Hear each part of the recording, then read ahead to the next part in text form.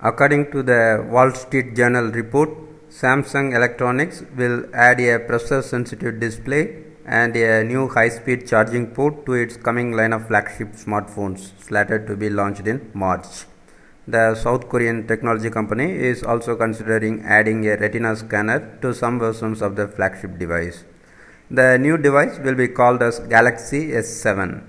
Like this year's flagship device, the new smartphone will be offered alongside a premium curved screen version called the Galaxy S7 Edge.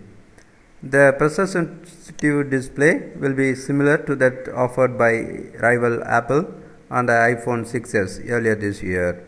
The responsive display allows the phone to interpret different taps and touches depending on how the user presses on the touch screen.